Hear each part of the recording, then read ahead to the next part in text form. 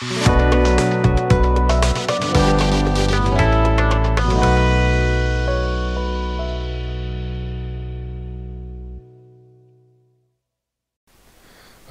dan i dobrodošli.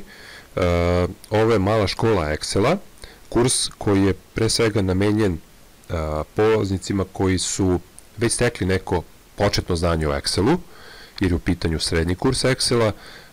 Ukoliko ste novi u ovoj priči, ja bih vam savjetovao da prvo završite kurs za početnike, koji se takođe nalazi na mom kanalu, pa da onda pređete na ovaj malo složeni kurs, jer ćete na taj način mnogo lakše shvatiti i razumeti program Excel.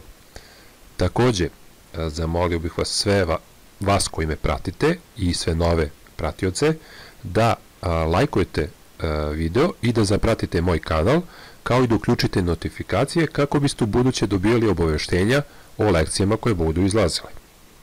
U današnjoj lekciji govorit ćemo o kreiranju pivot grafikona. Hajde da pogledamo kako možete lepše da prikažete podatke iz pivot tabele. Ovo što imamo ovde u okviru naše tabele je poprilično dobro prikazano. I pivot tabele jesu super, ali na primjer ja želim da odem još jedan korak napred.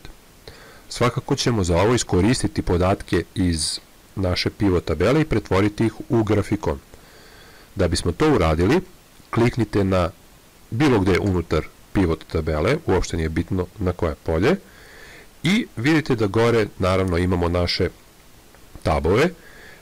Idete na tab Analyze, ja se već nalazim tu, i ovde vidite imamo opciju Pivot Chart, kliknite na ovu opciju.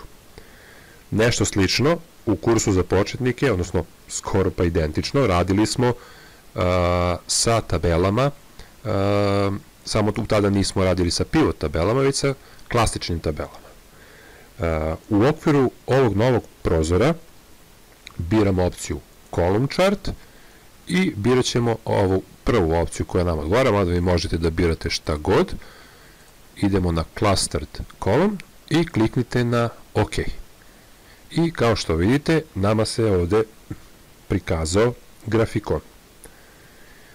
Šta imamo u okviru ovog grafikona? Imamo Y, da kažem, osu, gde su prodajne vrednosti poređane. Imamo našu X osu, gde su meseci poređeni. Takođe, Excel se trudi da ubaci i procentualne vrednosti, ali to je jako, da kažem, sitno ovde, sitne su te, da kažem, vrednosti, tako da, zato imamo ovu negativnu vrednost ovde. A ja, na primjer, to ne želim da bude prikazano u okviru grafikona. Na koji način ćemo to izbrisati, ovu negativnu vrednost? Vrlo lako. Idete u opcije za pivot tabelu i iz opcije, evo ovdje imamo opciju u okviru valuesa, imamo opciju monthly percentage, samo izvucite, bilo gde sklonite i vidite naša tabela se update-ovala. Tako da, ono što isto ovde možemo da spomenemo, da u okviru Analyze dizajna i formata imate sve one opcije koje ste imali u okviru grafikona kada smo radili početni kurs.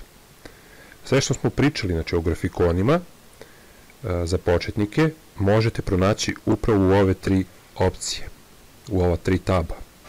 I tu naravno možete da menjate boje, da dodajete elemente, da brišete elemente, kao što su legende ili naslovi i tako dalje i tako dalje.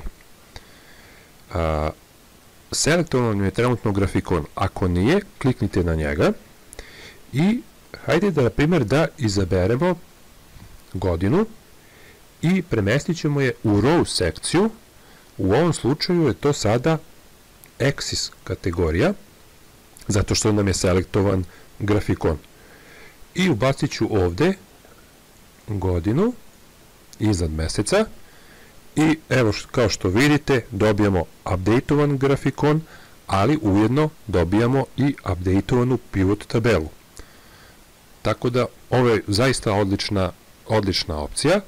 Naravno, vi možete dalje da se igrate s ovim, da istražujete koje sve opcije imate u okviru ovih tabova. To ću svakako prepustiti vama. To bi bilo sve što se tiče današnje lekcije i želim vam prijatan dan.